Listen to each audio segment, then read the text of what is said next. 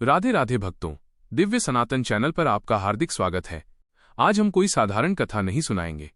आज हम उस सवाल का जवाब ढूंढेंगे जिसने हजारों सालों से हर सनातन धर्मी को अंदर तक झकझोरा है। सोचिए, अगर कृष्ण ने वो एक फैसला नहीं लिया होता तो क्या महाभारत का युद्ध कभी होता? वो कौन सा अज्ञात भय था जिसने कृष्ण को अपने ही भाई कर्ण के खिलाफ खड़े होने पर मजबूर कर दिया? हम सब कृष्ण को गीता का उपदेश देते हुए जानते हैं, सबको न्याय दिलाते हुए जानते हैं, लेकिन आज हम कृष्ण के सबसे मुश्किल, सबसे अकेलापन भरे निर्णय को समझेंगे। आज की कथा है कृष्ण और कर्ण की वो गुप्त भेंट। दो शक्ति, दो नियति, और वो एक बात जो अगर छिप नहीं पाती तो पूरा इतिहास पलट जाता। जब कृष्ण ने कर्ण से कहा, तुम पांडव हो, युद्ध छोड़ दो, तब कर्ण का जवाब क्या था और इस जवाब ने कृष्ण को क्या सोचने पर मजबूर किया? तो मित्रों, यदि आप अपने जीवन के हर मुश्किल फैसले का अंतिम सत्य जानना चाहते हैं तो इस दिव्य, रोमांचक और हृदय को छू लेने वाली कथा को अंत तक जरूर देखें, क्योंकि अंत में हम वो अंतिम रहस्य खोलेंगे जिसके बारे में आपने कभी नहीं सुना होगा।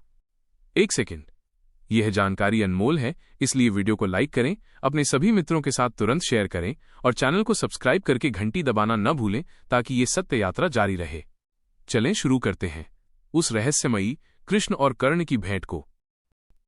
कटी से नीचे प्रहार करना अधर्म है, लेकिन दुर्योधन की जंघा तोड़ी भीम ने, ये जो रणनीतिकार कृष्ण है। खांडव दहन हुआ, आप सबको पता है, आग लग गई। आग बुझी नहीं, इंद्र से भी नहीं बुझी। तो इंद्र ने अपने बेटे अर्जुन से कहा कि बुझा। सर्पों ने कहा कि बुझा। अर्जुन ने बादलों में तीर मारा और बादल बरसे। जब पुरुषार्थ आ जाता है तो तीर आदमी ऐसे ही मारता है, कभी बादल में मारता है, कभी जमीन में मारता है।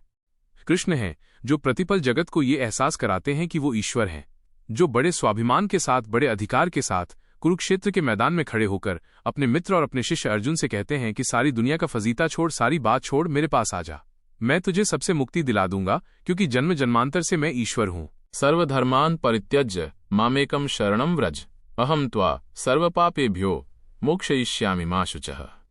जब एक बार कृष्ण बच्चे के रूप में पैदा हो गए, उसके बाद कोई बच्चा किसी और नाम से बुलाया ही नहीं गया।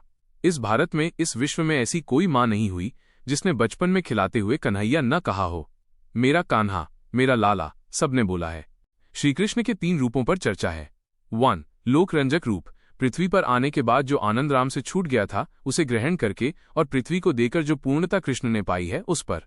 2. छोटे कन्हैया का रूप, जिसका आज जन्मदिन है। 3. पूर्ण पुरुष, एक राम है जो 4 भुजाओं के साथ पैदा हुए, एक कृष्ण है जो इतना विराट भी यशोदा की गोदी में इतना छोटा बच्चा बनकर पैदा हुए। कृष्ण से बड़ा कोई पूर्ण पुरुष नहीं है। बचपन जिया तो ऐसा कि हर एक मां ने अपने बेटे को कन्हैया कहना शुरू किया। जवानी जी तो ऐसी कि इश्क में पागल बच्चों को आज भी पूरा देश कन्हैया कहता है। युद्ध रचाया तो ऐसा कि 5 निर्वासित लड़कों को विश्व विजेता बना दिया, और ज्ञान दिया तो गीता जैसा, जिस पर सारी दुनिया के नोबेल पुरस्कार कुर्बान किए जा सकते हैं। ये कृष्ण का बचपन पूरी दुनिया की किसी कथा में, किसी कहानी में, किसी वास्तविकता में, किसी बच्चे का ऐसा बचपन नहीं है जितना कन्हैया का है। शिशु के रूप में अन्य धर्मों के देवता भी पूर्तियों में मिलते हैं, लेकिन जितना मनोहर कन्हैया उतरा उतना आज तक दुनिया में कोई बच्चा पैदा नहीं हुआ। कवि देवल की पंक्तियां, विश्व को मोहमयी महिमा के असंख्य स्वरूप दिखा गया कान्हा। सारथी तो कभी प्रेमी बना, तो कभी गुरु धर्म निभा गया कान्हा। रूप विराट धरा तो धरा, हर लोक पे छा गया कान्हा। रूप किया लघु तो इतना कि यशोदा की गोद में आ गया कान्हा। किसी ने ईश्वर ऐसा पहले कभी नहीं देखा था जो इतना छोटा होकर एक मां की गोद में आ जाए। मां भी कैसी, जन्म देवकी ने दिया है, लेकिन सुख यशोदा को मिला। क्यों? जब कृष्ण 14 वर्ष के हो गए तब कंस को पराजित किया उन्होंने।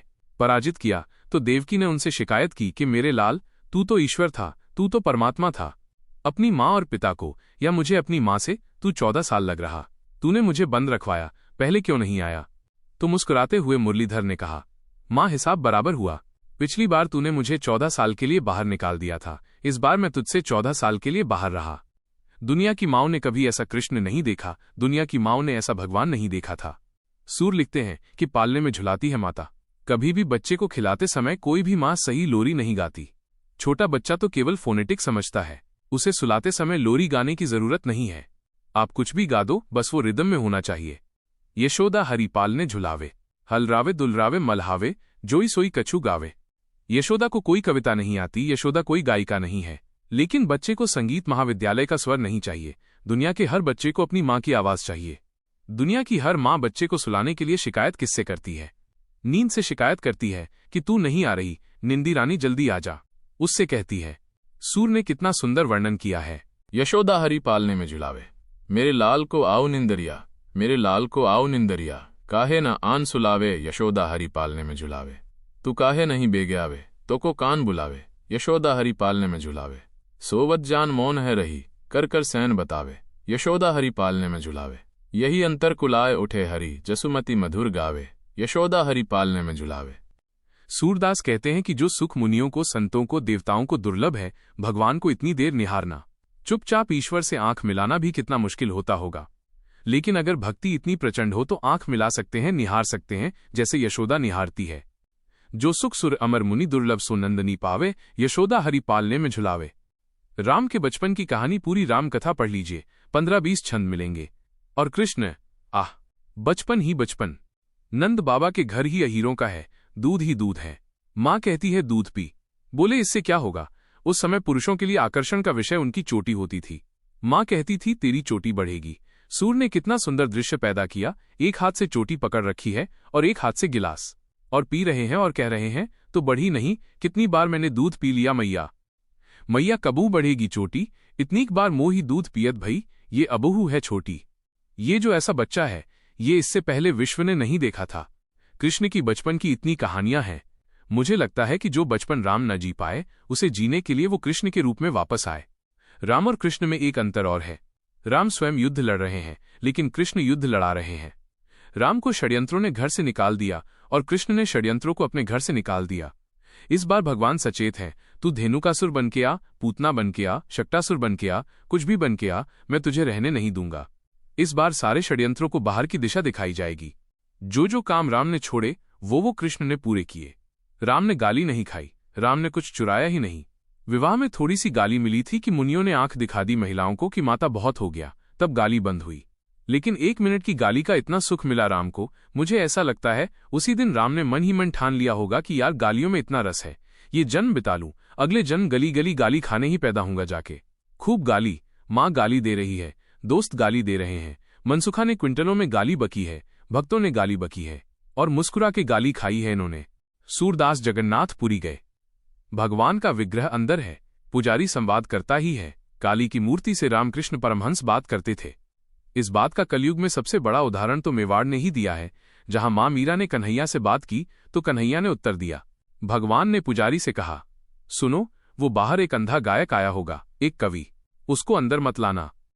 पुजारी ने बाहर जाकर कहा, हे बाबा सूरदास, तुम लाइन से हटो, तुमको अंदर नहीं जाना। सूर ने पूछा, क्यों नहीं जाना? वृंदावन से आया हूं भाई, चल के इनके दर्शन के लिए। पुजारी ने कहा, नहीं नहीं, इसको दर्शन नहीं देना। पुजारी फिर सो गया। स्वप्न में जगन्नाथ जी फिर आए। पुजारी ने कहा, महाराज, आपने बड़े संकट में डाल दिया। वो बाहर आपका भक्त है सूरदास, वो छाती माथा कूटे हुए है कि भैया इतनी दूर से आया, मैं तो अंदर जाऊंगा। भगवान को फिर परिहास। भगवान ने पूछा, आज पूछे कि क्यों नहीं बुला रहे, तो कह देना भगवान बहुत नाराज हैं तुमसे, तुमने भगवान को चोर बता दिया। माखन चुराते हैं, बताओ, मैं दुनिया को देता हूं, मैं चोर हूं क्या? उन्होंने जाकर बाहर सूर से कहा कि भैया वो भगवान से बात हो गई, वो कह रहे हैं कि तुम उनको चोर बोलते हो। अब सूरदास को गुस्सा आया। सूरदास ने कहा, लिख, कागज निकालकर सुना देना उसको जाकर अपने भगवान को। और एक बात सूरदास ने कही। उन्होंने कहा, जाकर कह देना अपने भगवान से, जगन्नाथ से, भक्त से झगड़ा ले लोगे फिर भी टल जाएगी, कवि से झगड़ा मत लेना। मृग को कुटेला झुटेला भीलनी को चेरी बस गयो। कहा कह रे दैया, गोपिन को यार वा को माखन चबाए चोरी चोरी।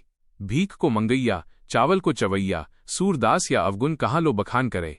जैसे या के माई बाप, वैसो या को भैया। ये गाली खाई है कन्हैया ने। कृष्ण की इस कथा में थोड़ा स्मरण कर्ण का भी कर लो कि उस जैसा कोई आदमी भी पैदा नहीं हुआ जो इतनी सारी चीजों को ठुकरा दे और खुल के कह दे, हे ऋणी कर्ण, का रोम रोम जानते, सत्य यह सूर्य सोम, तन मन दुर्योधन का है, यह जीवन दुर्योधन का है। और 2 पंक्ति जो कही है कर्ण ने, मैं उसकी दृढ़ता को और उसके समर्पण को प्रणाम करता हूं। सुरपुर से भी मुख मोड़ूंगा केशव, मैं उसे न छोड़ूंगा। ये जो चरित्र है कृष्ण का योजना बनाने का, पहले कुंती को भेजा, जाओ बता के आओ कि तुम उसकी मां हो। मां ने कहा कि तू वापस आ जा। तो उसने एक वरदान दिया मां को।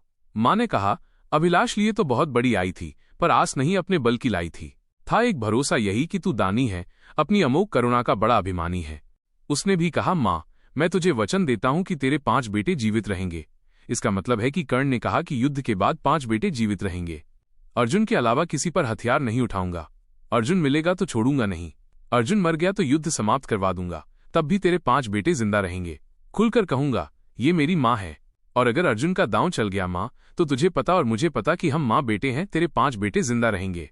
जा माँ, मैं तुझे वरदान देता हूं। तू दान दान रट रही, किंतु क्यों माता? पुत्र ही रहेगा सदा जगत में दाता। मैं ही देता रहूंगा, दुनिया तो उससे सदा सभी कुछ लेगी। पर क्या माता भी उसे कभी कुछ देगी? मैं एक कर्ण अतः मांग लेता हूं, बदले में तुझको 4 कर्ण देता हूं। छोड़ूंगा मैं तो कभी नहीं अर्जुन को, तोड़ूंगा कैसे स्वयं पुरातन प्रण को। पर अन्य पांडवों पर मैं कृपा करूंगा, पाकर भी उनका जीवन नहीं हरूंगा। और जिन्होंने महाभारत पढ़ी है, उन्हें पता है कि जब कर्ण सेनापति बना, उस दिन उसने चारों पांडवों को 5 बार पकड़ के छोड़ दिया। भीम तो उसके रथ के आगे आकर नृत्य करने लगा। उससे मैं रोता हुआ कि मुझे अपमानित करके छोड़ता है। मैं क्षत्रिय हूं, मेरा वध कर, मुझे मार दे। और गालियां बकने लगा, तू सूत का पुत्र है, तुझे क्या पता कैसे लड़ा जाता है। भीम के रथ को तोड़ दिया अपने तीरों से कर्ण ने। उसी कर्ण को इन्होंने, कृष्ण जो पीछे खड़े मुस्कुरा रहे हैं, बिना शस्त्र के मरवा दिया। उसके हाथ में कोई धनुष नहीं, और मरवा दिया। अर्जुन से कहा, मार अभी मार। आपको लग सकता है कि ऐसा क्यों हो गया। यही कृष्ण हैं जो कूटनीति को इस प्रकार नियोजित करते हैं कि उसका तर्क भी साथ साथ देते हैं। रश्मिरथी में दिनकर कहते हैं कि विपद में कर्ण को यों ग्रस्त पाकर, सरासनहीन अस्त व्यस्त पाकर, जगाकर पार्थ को भगवान बोले, खड़ा क्या देखता है मौन भोले। सरासन तान, बस यही अवसर यही है, तान मार, इसको घड़ी फिर और मिलने की नहीं है। विशक कोई बाण बाण कोई गले के पार कर दे, अभी ही शत्रु का संहार कर दे। क्या कह रहे हैं कृष्ण? धर्म की धुरी लाने वाले जिन्होंने पैदा होने से पहले ये कहा था कि भैया जब जब धर्म की हानि होगी तब तब मैं आऊंगा। यदा यदा ही धर्मस्य ग्लानिर्भवति भारत, अभ्युत्थानम धर्मस्य तदात्मानम सृजाम्यहम्। धर्म की स्थापना के लिए आए हैं और निहत्थे को कह रहे हैं मार मार मार। ये क्या है? ये अधर्म है कि धर्म है? अब मैं तर्क दे रहा हूं कृष्ण की ओर से, जो कृष्ण ने उस समय तर्क दिए होंगे। श्रवण कर विश्व गुरु की देशना ये विजय के हेतु आतुर एना ये। सहम उठा जरा कुछ पार्थ का मन, विनय में ही मगर बोला अकिंचन। नरोचित किंतु क्या ये कर्म होगा, मलिन इससे नहीं क्या धर्म होगा। हसे केशव व्रथा हट ठानता है, अभी तू धर्म को क्या जानता है। कहूं जो पाल उसको धर्म है ये, हनन कर शत्रु का सत्कर्म है ये। क्रिया को छोड़ चिंतक में फंसेगा, उलटकर काल तुझको ही कसेगा। हमको जो सिखाते हैं कि हम दूसरे की सीमाओं का अतिक्रमण करके घर में जाकर ना मार के आएं। इनसे पूछो कि जिस समय हिंदुस्तान के चौराहों पर बम फटते थे, इनको पूछो कि जम्मू कश्मीर में जाते हुए हमारे जवानों के मुंह पर मतदान के समय जाते हुए ये लफंगे चांटे मारते थे। इनको पूछो कि पड़ोसी के भीख मिले हथियारों से हिंदुस्तान की मां बेटियों को आतंकित करने वाले और केसर की क्यारी में बारूद भरने वालों को सीमा के अंदर पार घुस के मारा जाए कि न मारा जाए। देश का एक एक बच्चा कहेगा कि मारा जाए। नहीं, जब पार्थ को देखा सुधरते, हृदय में धर्म का टुक ध्यान धरते। समय के योग्य धीरज को संजोकर कहा राधे ने गंभीर होकर, कर अब कर्ण बोला, हर पापी, हर अनाचारी, हर दुष्ट जिसने दुष्टता में साथ दिया है, वो ज्ञान देने लगता है। भूल गया अर्जुन की कौन ज्ञान दे रहा है। अर्जुन के अंदर भक्ति, मनुष्यता, भावना सब पैदा हो गई। नरोचित धर्म का कुछ काम तो लो, बहुत खेले, जरा विश्राम तो लो। फंसे रथ चक्र को जब तक निकालूं, धनुष धारण करूं, प्रण संभालूं। रुको तब तक चलाना बाण फिर तुम, हरण करना कर सको यदि प्राण तुम। नहीं अर्जुन, शरण मैं मांगता हूं, समर्थित धर्म से रण मांगता हूं। कर्ण कहता है कि धर्म से युद्ध करो। कृष्ण मुस्कुराए कि बेटा अब फंसा के अब मैं तुझे धर्म समझाता हूं, है ना। उपस्थित देखो न्यायार्थ अरी को, निहारा पार्थ ने हो खिन्न हरि को। अर्जुन का तो सॉफ्टवेयर हैंग हो गया, इसे मारू कि ये जो कह रहा है धर्म वो पालूं। और जब सॉफ्टवेयर हैंग हो जाए तो क्या करना चाहिए। जब तुझसे न सुलझे तेरे उलझे हुए धंधे, भगवान के इंसाफ पर सब छोड़ दे बंदे। खुद ही तेरी मुश्किल को वो आसान करेगा, जो तू नहीं कर पाया वो भगवान करेगा। उपस्थित देखियो न्यायार्थ अरी को, निहारा पार्थ ने हो खिन्न हरि को। मगर भगवान किंचित भी न डोले। अभी तक तो हंस रहे थे, मुस्कुरा रहे थे। करते मार, जैसे ही कर्ण ने धर्म बोला, भगवान के अंदर से आग निकली। कुपित हो वज्र सी ये बात बोले, प्रलापी ओ उजागर धर्म वाले। बड़ी निष्ठा, बड़े अरे सत्कर्म वाले। मरा अन्याय से अभिमन्यु जिस दिन, कहां पर सो रहा था धर्म उस दिन। हलाहल भीम को जिस दिन पड़ा था, कहां पर धर्म उस दिन ये धरा था। लगी थी आग जब लाक्षा भवन में, हंसा था धर्म ही क्या तब भवन में। और एक पंक्ति बेटे पर आ जाए, पत्नी पे आ जाए और मां पे आ जाए तो खून खौल जाता है। अर्जुन का खून खौला रहे हैं भगवान। भरी सभा में द्रौपदी की खींच लाके, सुयोधन की उसे दासी बताकर, सुवामा जाति को आदर दिया जो, बहुत सत्कार तुम सबने किया जो, नहीं वो और कुछ सत्कर्म ही था, उजागर शील भूषित धार्मिक ही था।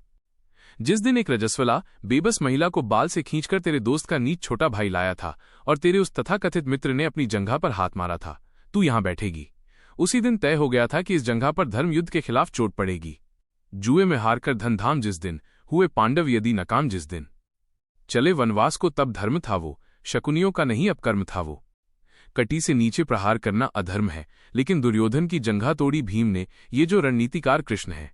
खांडव दहन हुआ, आप सबको पता है, आग लग गई, आग बुझी नहीं, इंद्र से भी नहीं बुझी। तो इंद्र ने अपने बेटे अर्जुन से कहा कि बुझा। सर्पों ने कहा कि बुझा।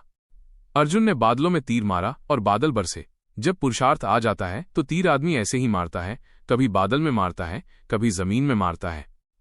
पितामह भीष्म जब पड़े हुए थे शरशैया पर, उनके मुंह से निकला पानी। कोई सोने के मटका लाया, कोई चांदी के मटके लाए। उन्होंने अर्जुन की तरफ देखा कि पड़पोते पानी। अर्जुन ने तीर मारा पृथ्वी पर, कुरुक्षेत्र चले जाइए, आज भी आपको मिल जाएगी वो नदी।